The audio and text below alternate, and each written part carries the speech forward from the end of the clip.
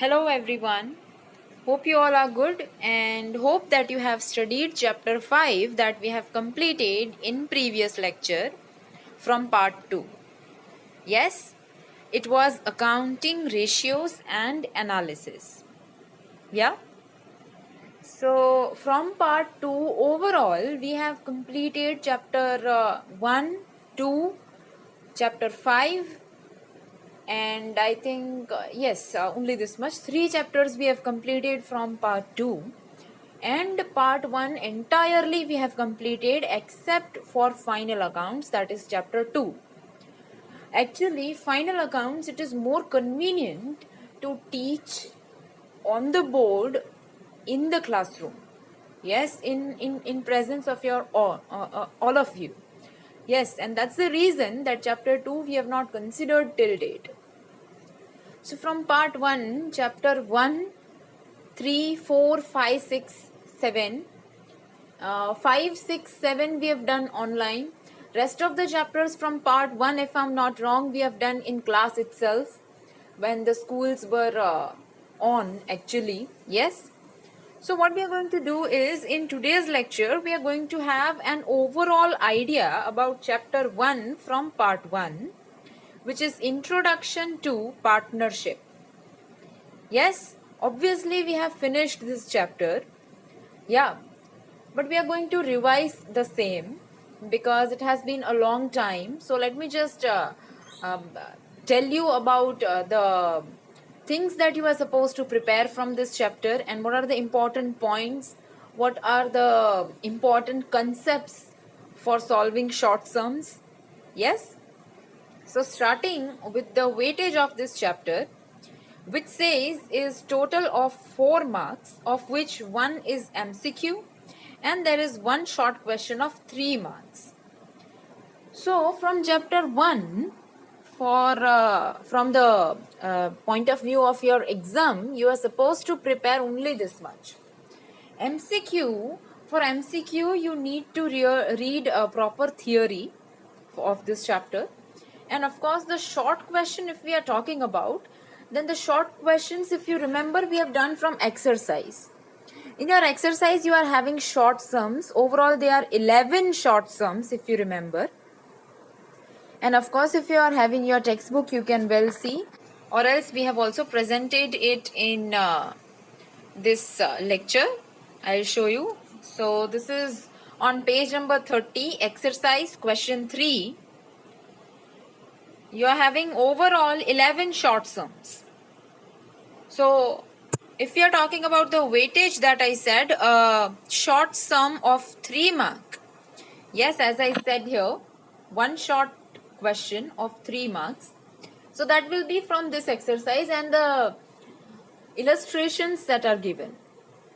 Yes, no doubt many other things are given in this chapter, like you have partners, capital accounts, profit and loss appropriation accounts, long sums you are having in exercise. But from this chapter, only short question and an MCQ will be asked. The other accounts that are taught to you are helpful in chapter 2 and no long questions are expected from this chapter. Alright. So this is the weightage of this chapter, chapter 1 that we are talking about. And let us quickly start. So chapter 1, Introduction to Partnership. In standard 11, we have understood about sole proprietorship in detail. Yes, what is sole proprietorship, and of course its final accounts. Now we are going to talk about partnership. Yes, whatever topics are given in this chapter are all presented here. The head points for all those concepts are given here. Yes, of which very first is of course introduction that you will read on your own. Directly moving towards the definition of partnership for understanding its meaning, which says Indian Partnership Act 1932 defines partnership as partnership is the relation between the persons who have agreed to share the profit of a business carried on by all or any one of them acting for all. The person who enter into such relationship are individually called partners and collectively a firm. Yes, above definition says that two or more persons who are competent to undertake a contract to earn profit from a legal business, the business is termed as partnership.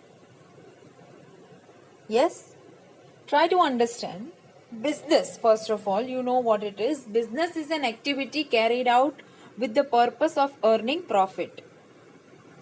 We have understood the business activity from the viewpoint of sole proprietorship in standard 11th. And in 12th standard, we are talking about partnership. In sole proprietorship, there was only one person, now more than one. So when these people work together, yes, and will share the profit of a business, is said to be partnership. Alright? Then we have an important topic here which says partnership deed.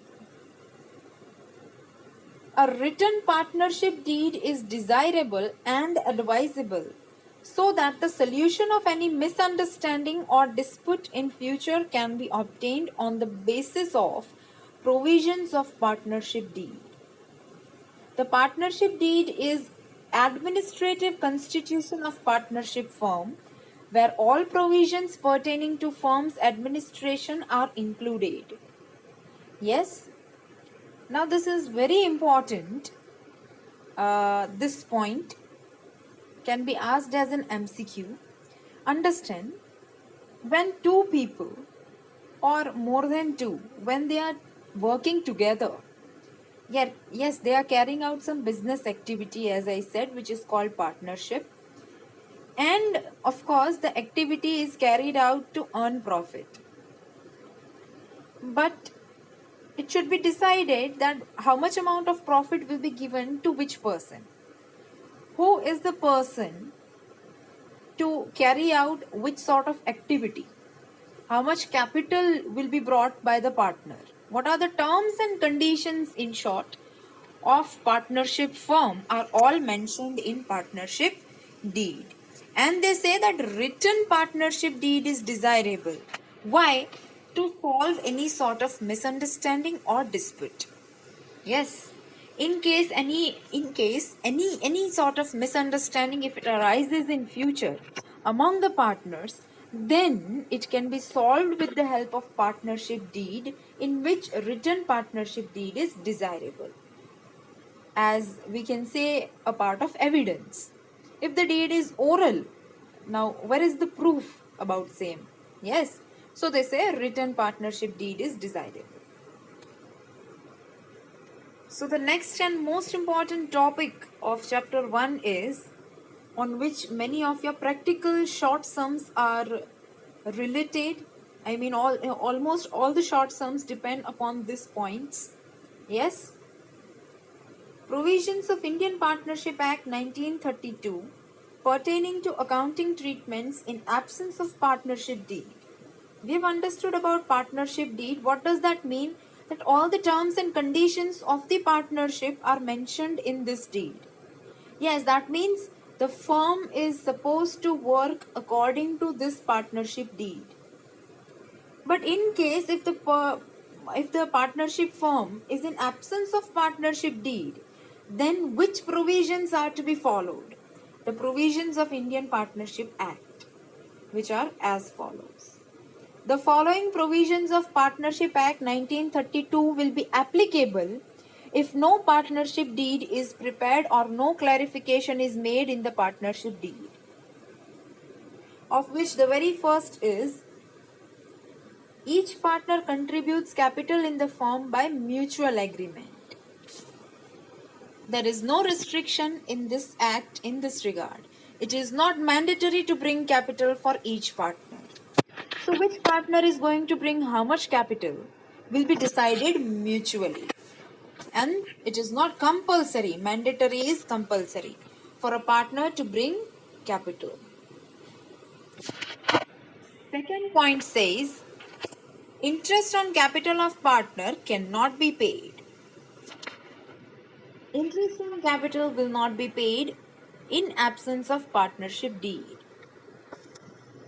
Third point is most important of all, which is useful in solving practical sums. The most important point, the distribution of profit and loss would remain in equal proportion.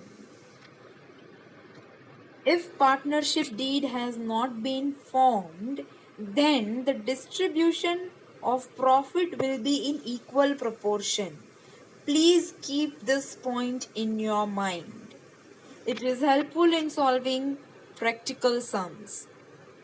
This simply means कि profit कौन से ratio में distribute किया जाएगा, अगर वो decide नहीं किया है, then it will be distributed equally. All right? Then the fourth point, interest on drawings of partner cannot be charged. Interest on drawings will not be charged, just the way interest on capital will not be paid. The next one, salary, bonus, commission or remuneration cannot be paid to the partners. Salary, bonus, commission, nothing will be paid to the partners. Sixth point is most important point from the point of view of theory questions from this chapter, which is MCQ. 6% per annum. This point is also useful in the chapters given ahead. Yes, the chapters given after this. Even in final accounts, even in admission and retirement. 6% per annum. PA is per annum, 1 year. Interest is payable for the loan given by the partner to the firm. In absence of partnership deed, 6% per annum interest as per provisions of Indian Partnership Act is payable for loan given by partner to the firm. In case if any of the partners have given loan to the firm, yes, and there is no mention or about it in partnership deed, or partnership deed has not been formed, then 6% interest will be payable by the firm for the loan given by partner to the firm.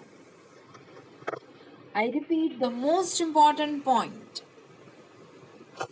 Seventh and last point, which says, in case of any reasonable expense incurred by the partner for the firm, the partner has the right to reimburse it. Yes? If the partner has incurred any reasonable expense for the firm, then he is having the right to get it back from firm. That is what the word reimburse means. That means if the partner has conducted any expense for firm, he should get that amount from the firm. Yes? So that's all about the provisions of Indian Partnership Act. Yes? You should read these points. They are most important points for solving practical sums. You will also write them once in your fair book. If already written, then you will write in your rough book. The next topic given to you in your textbook is about capital accounts of partners. Now, capital accounts, the specimen, types and explanation is given in chapter 1 as well as chapter 2, and hence we are not going in detail with this topic because we'll understand it definitely in chapter 2. So there are two methods, fluctuating capital account method and fixed capital account method. This will be taught to you in second chapter, final accounts. So not to worry for now. Yes, you should read the theory. The question can be that how many methods are there of keeping partners' capital accounts. Yes, an MCQ question surely can be asked from this. So please read in detail. The next and the new thing given in this chapter is profit and loss appropriation account. the capital accounts and profit and loss appropriation account. These are the two new additional accounts to the annual accounts that we have learned in that we have learned in standard 11th.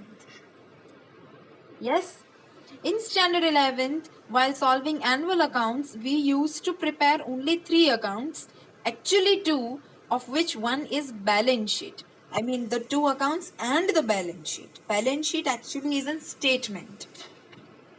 So now we'll be preparing 5. That is trading, profit and loss, capital accounts, then profit and loss appropriation account, and balance sheet. Yes, so this again will be explained in chapter 2, so not to worry about it right now. So moving towards the important concepts of short sums that are expected from this chapter. Yes, the short sums, as I said, from exercise. For that, the important concepts have been presented here on your screen. The very first concept of which is table showing computation of interest of monthly drawings. This is about calculation of interest on drawings of a partner. Yes, these are the months. Of course, there are 12 months in a year, in a calendar year as well as the academic year. Drawings in the beginning of every month, drawings at the end of every month. This is the calculation presented for this data. Yes, the important points from this table which can be ascertained are: if drawings is done in the beginning of every month, interest will be calculated for 78 months. So number of years, n equals to 78 by 12 will be considered. If drawings is done at the end of every month, interest will be calculated for 66 months. So n equals to 66 by 12. Now, this can be understood from this table. See, if the drawings has been made in the beginning of every month, where does your accounting year start? It starts in the month of April, ends in the month of March. So that is 12 months. So, if the drawings has been made in the beginning of April, so interest will be calculated for remaining 12 months. If you want to consider this from the viewpoint of calendar year, then let us take example of January. So जनवरी के first date पे अगर amount withdraw किया गया है तो वो साल खत्म होगा दिसंबर में. So interest for 12 months. From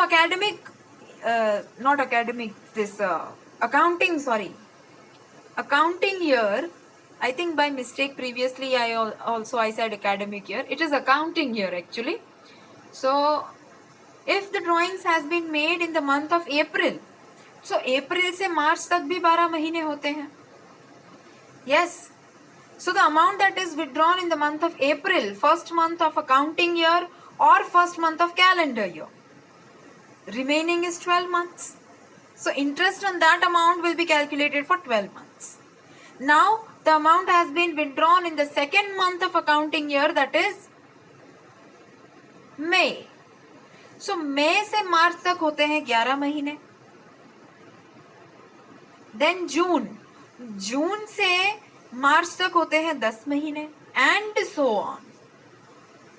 This way the total is 78.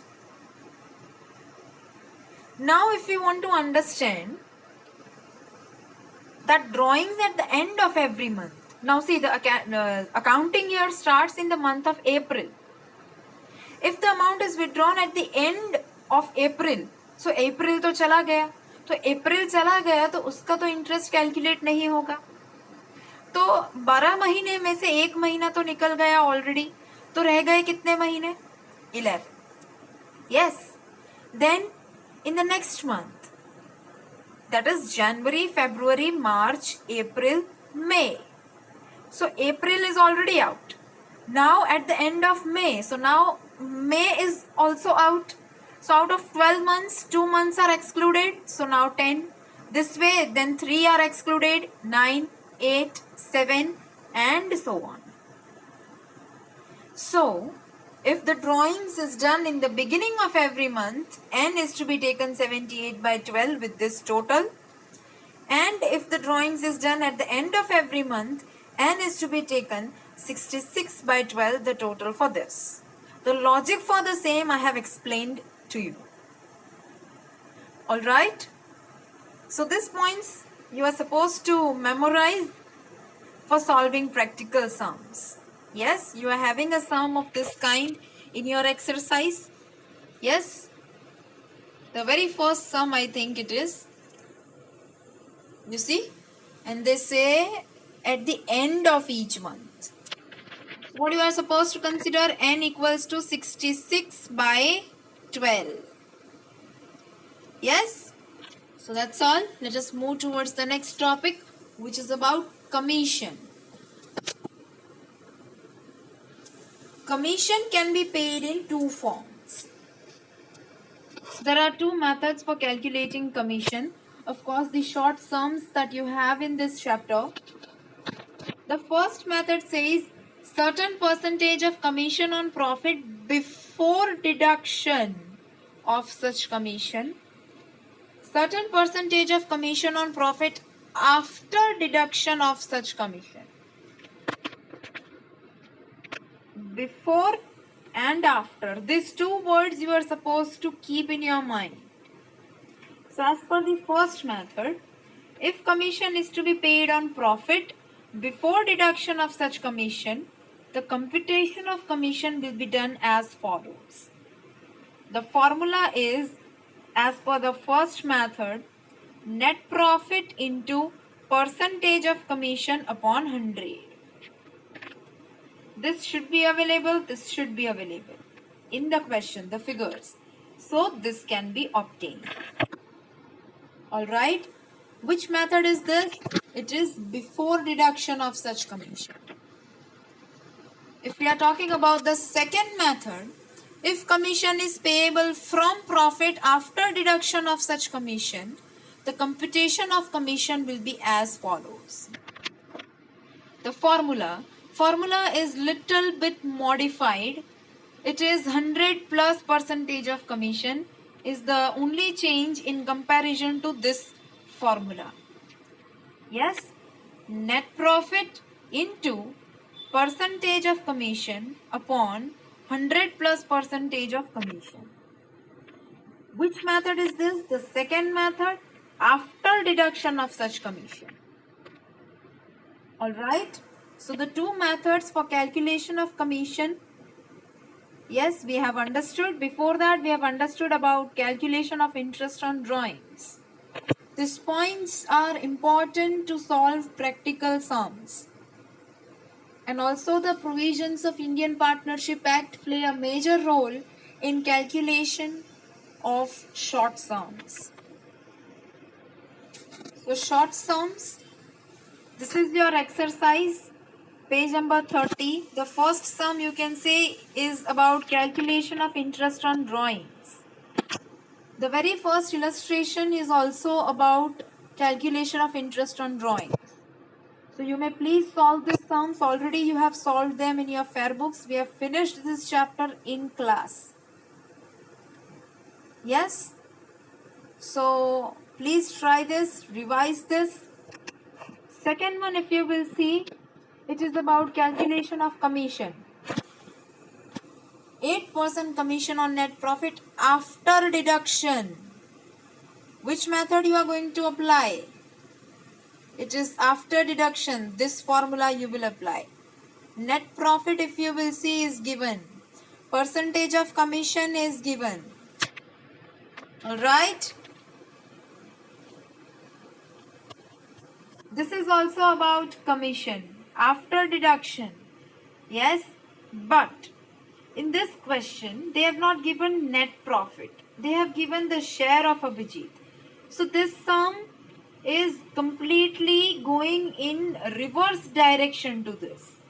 What is the case here? Percentage of commission is given, net profit is given. So Here the case is net profit you are supposed to obtain on the basis of the share of Abhijit that is given.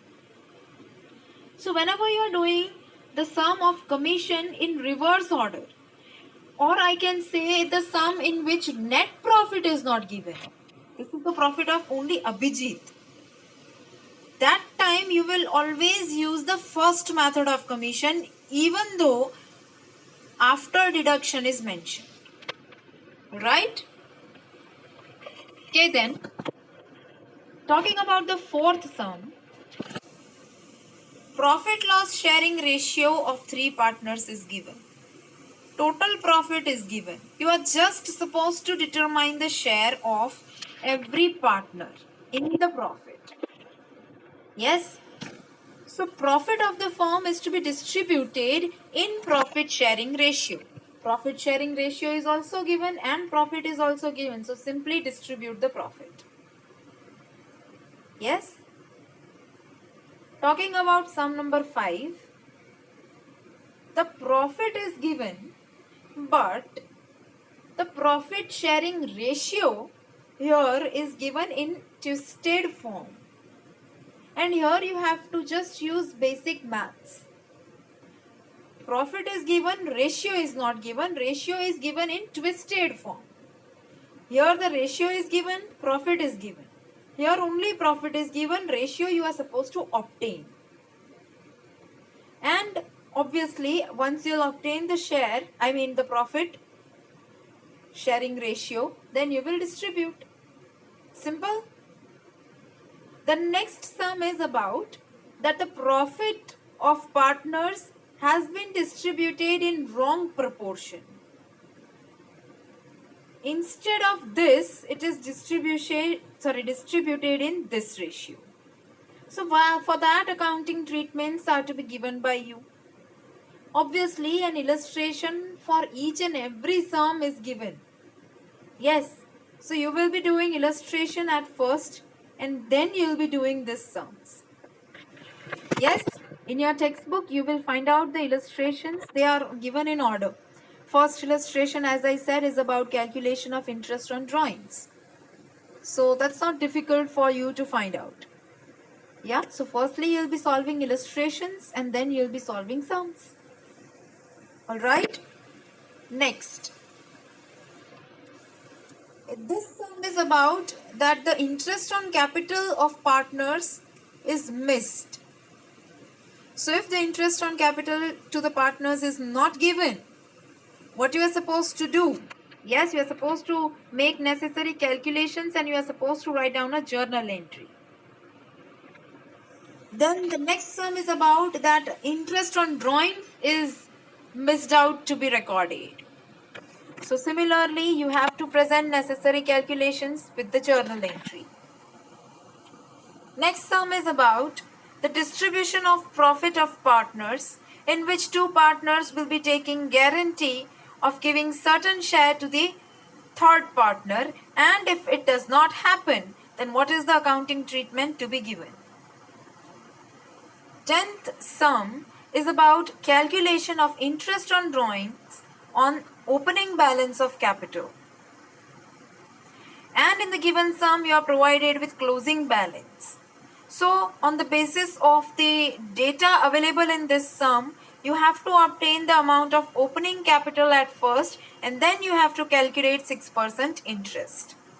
Again, an illustration of similar kind is given. Please solve that first and then this sum.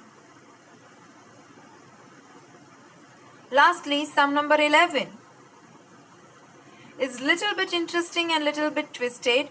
They've given you the entire amount received by one partner along with interest on capital.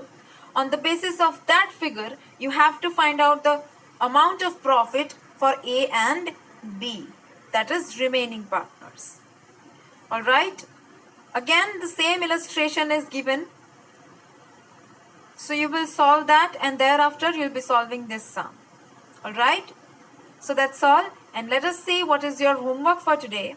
The provisions of Indian Partnership Act in absence of partnership deed, that you will read and you will write down 2 times. and you'll be doing sums from exercise after doing all the illustrations. So that's all for today. We'll see you in the next lecture. Till then, stay home, stay safe, and study well.